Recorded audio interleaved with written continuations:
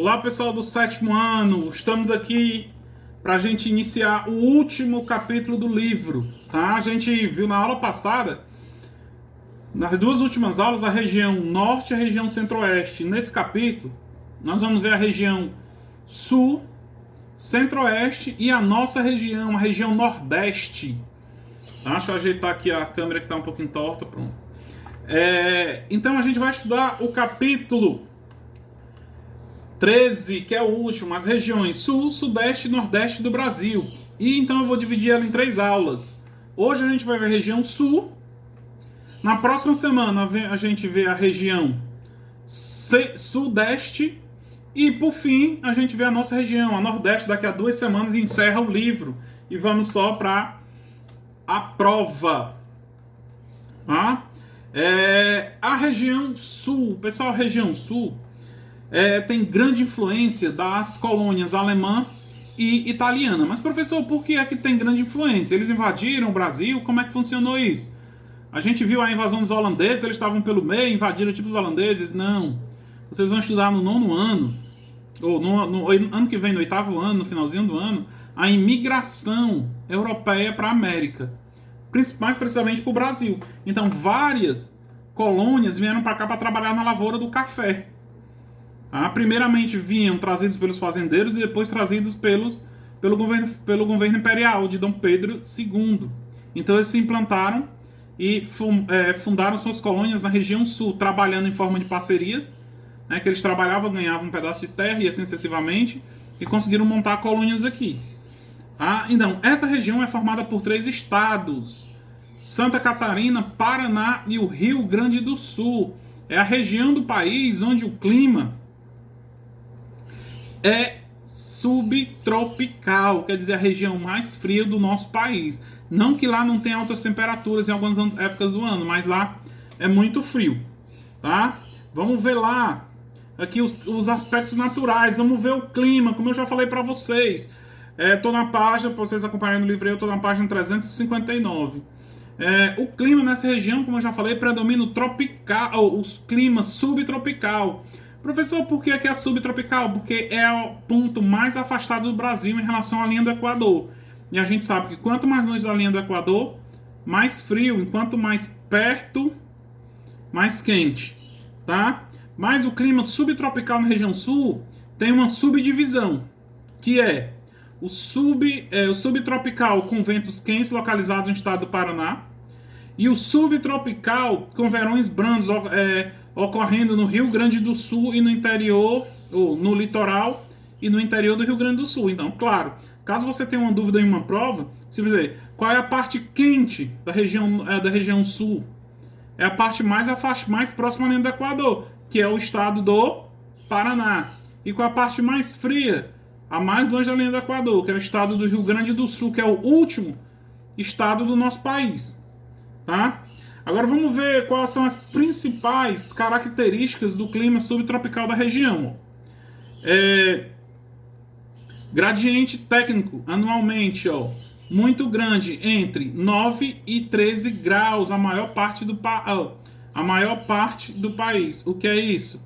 É a variação da temperatura, que pode ser a mínima entre 9 e 13 graus. Chuvas bem distribuídas o ano inteiro. Ou chuvas bem distribuídas, e lá tem as 4 estações do ano. A gente sabe que na nossa região só tem 2. Tá, médias térmicas anuais inferiores a 20 graus, quer dizer, se a gente pegar todas as temperaturas dos 12 meses do ano, somar e dividir por 12, vai dar menos de 20 graus no ano todo, de média, menos de 20 graus, né? Chuvas relativamente elevadas, acima de 100 ou 1.500 milímetros anuais, quer dizer, chove muito. Nas áreas mais elevadas do relevo, apresenta verões suaves e invernos rigorosos, com queda de neve. Você já deve ter visto que neve em algumas partes do Rio Grande do Sul, né? Apresenta sujeições de massas de ar polar. Isso aqui eu já expliquei. Como está mais perto do polo que da linha do Equador, tende a receber massas polares, tá? Que vêm da região. Tá? E o clima tropical lá pode variar também. O clima tropical de altitude, que é aquele que nasce nas serras, o subtropical com verões quentes e o subtropical com verões suaves, tá? Então, caso tenha na prova o clima da região sul, é a única região do país que o clima é subtropical. Fechou a prova, tá? Com isso. Aí a vegetação tem uma característica bem significante, tá? Ó, a região sul, a vegetação originária na região sul, a vegetação originária praticamente foi extinta em virtude da exploração humana. Podemos destacar como vegetação nativas dessa região. Vamos ver quais as vegetações. Primeiro, a mata de araucária, originalmente localizadas em vastas regiões do centro-oeste da região sul, formando predominantemente pela araucária magui, muito pequeno. Deixa eu aumentar aqui que eu não estou conseguindo ler não. Muito pequeno. Araucária angustifolia, tá? Ou pinheiro do Pará. Então, essa característica da mata araucária são esses pinheiros que vocês estão vendo aí, que tem um caule grande, só uma copa pequena lá em cima. Outro tipo de vegetação, campos, pampas gaúchos ou campanha gaúcha. Os pampas é um bioma que vocês já viram, né, os biomas. Então, o bioma que tem as características daquela gramazinha rasteira, a vegetação herbácea e graminídea, tá? As graminhas e as herbáceas que se estendem por uma vasta planície, tá? Outra característica, como o clima é tropical, temos a floresta tropical, localizada no norte da região sul. E, por fim, a vegetação litorânea, tá? Que fica no litoral. Então, vamos ver, repetir aqui quais são os tipos de vegetação. Vamos lá, ó. A mata de araucária, os campos, pampas gaúchos ou campanha gaúcha, as florestas tropicais e a vegetação litorânea. Tá? Agora vamos ver o relevo. Como é o relevo? Ó, nessa região encontramos poucas planícies. Podemos citar como exemplo disso o modelo do relevo, planícies da Lagoa dos Patos e Miriam, né? Na região litorânea do Rio Grande do Sul. Predomina na região grandes extensões de planaltos, bem como de depressões. Há áreas de planaltos localizadas na porção leste-oeste. Não sei se vocês já ouviram dizer que quando vão falar do Rio Grande do Sul, geralmente eles falam Serra Gaúcha. Tá? Então, se fala serra, quer dizer o quê? Poucas planícies. Onde é que a gente localiza as planícies? Geralmente às margens do oceano. Nas praias, onde tem as praias. Tá, ó. Mas, também tem algumas áreas de depressão. Mas vamos ver quais são os principais planaltos. Os planaltos e as serras do Atlântico. Tá? Ocupações e porções orientais do Paraná e Santa Catarina. Aí temos também, diminuir o tamanho aqui que já foi grande demais. É o planalto da bacia do Rio Paraná. Tá? Que a gente sabe que o rio vem do canto maior para o menor, que a gente já fez aquela experiência ano passado. É o planalto sul rio-grandense, que fica do Rio Grande do Sul. Tá? Depressões periféricas da borda leste da bacia do Paraná e depressões periféricas do sul rio-grandense. Então, mais caso, isso aqui são as variações. Aqui são as variações do relevo, tá? Entre planícies e planalto. Mas se a gente for pegar o relevo, como está aí na página 362, os 3 tipos de relevo. Aparece o que lá? Planalto, planície e depressão. Aí se divide-se nessas que eu expliquei. Tá?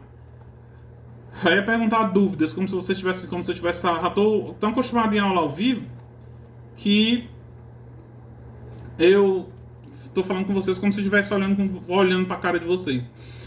Aí vem a hidrografias. Vou repetir várias vezes. A hidrografias, quando a gente fala hidrografia, se refere às águas. Então lá pode-se destacar 3 bacias hidrográficas, que é a bacia do Rio Paraná e do Rio Uruguai, a bacia do Uruguai e a bacia sul. Então esses são os 3 tipos, tá?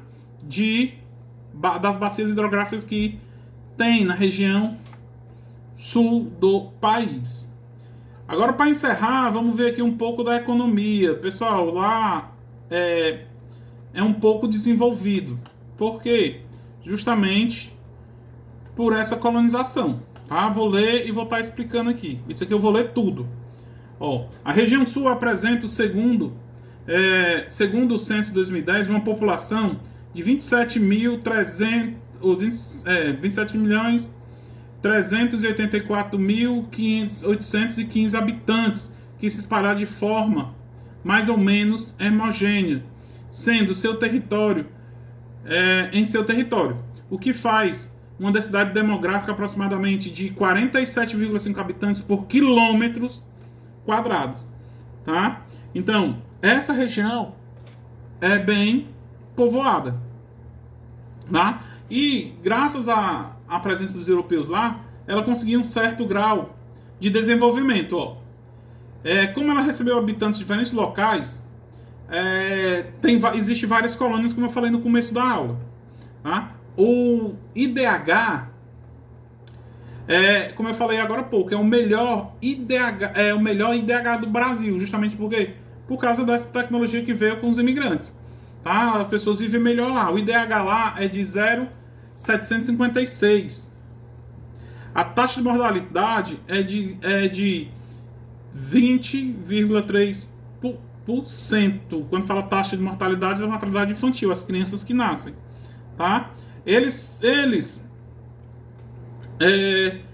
utilizam a agricultura moderna. Quando fala agricultura moderna, não é aquela agricultura rudimentar, a agricultura modernizada, tá?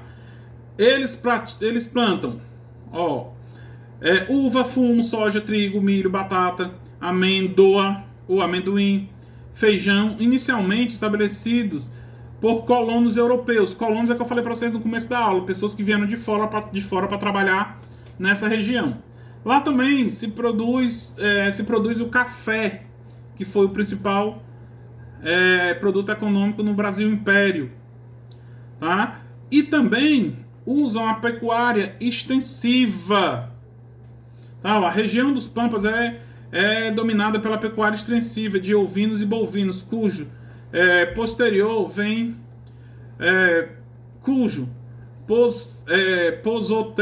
o pisoteio vem servindo historicamente para diversas áreas do campo, porém ao lado das estâncias e da figura do próprio gaúcho típico de bombacha. Não entenderam nada, né? Pessoal, quando ele está falando do gado, a criação de gado, ou criação de gado ou criação de ovelha. Quando fala estância, não sei se vocês lembram que a gente viu ano passado, estâncias são fazendas, a mesma coisa de fazendas, tá? Vamos ver aqui no campo industrial. No campo industrial, a região sul vem apresentando um contínuo e gradual crescimento que começou na segunda metade da década de 1990, resultado de uma forte política de incentivos fiscais às empresas estrangeiras dispostas a instalar-se na região. Ancorada nessa política, atualmente destaca a região metropolitana de Porto Alegre e Cuiabá, onde diversas montadoras de veículos instalaram-se, bem como outras empresas prestadoras de serviços a essas montadoras. O que é que acontece? Começou a partir da década de 90, começou a vir empresas grandes para lá, principalmente as montadoras. E a partir do momento que tem uma montadora, começa outra empresa que manda matéria-prima para essas montadoras. Como, por exemplo, vamos ter a Ford lá. Não, Ford não, vou falar a Volkswagen, que é a marca do meu carro. Tem a Volkswagen lá. Mas a Volkswagen, para produzir os carros, ela precisa de pneu. Aí vamos lá pegar pneu lá em São Paulo? Não, aí uma indústria de pneu, a Pirelli ou a Goodyear, monta uma empresa de pneu próximo para transportar o pneu. Tá? Agora eu estou aqui na página 365. Tá encerrando. Vamos ver que eu escolhi só o finalzinho. Além das novas áreas industriais, podemos destacar outras mais antigas, como o município de Canoas, na Grande Porto Alegre, quer dizer, região metropolitana de Porto Alegre, e seu grande polo petroquímico, como Blumenau, Blumenau e Joinville, em Santa Catarina, região serrana do Rio Grande do Sul, como Caxias, Garibaldi e Bento Gonçalves e etc. Então, todas essas cidades se destacam na industrialização. Vou repetir de novo. Ó. A indústria, o município de Canoas, na Grande Porto Alegre, né, e seu grande polo petroquímico. Aí tem as cidades de Joinville e Blumenau, em Santa Catarina, que também grande desenvolvimento, que em Blumenau é onde tem o Oktoberfest, que é a festa da cerveja, que ela foi colonizada pelos alemães. Aí tem a região serrana do Rio Grande do Sul, como eu já falei para vocês, a Serra Catarinense, a Serra Gaúcha, que são os municípios de Caxias do Sul, Garibaldi, Bento Gonçalves, entre outros. E para encerrar, ó, é a única área de jazida carbonífera comercialmente explorada no Brasil, localizada na Serra de Santa Catarina. Além disso, ainda tem minério, tá? Que é explorado nessa região. Então a gente encerra por aqui. A atividade para casa vai ser uma pesquisazinha que vai estar lá na plataforma. Tá bom? Abraço, até o nosso próximo encontro.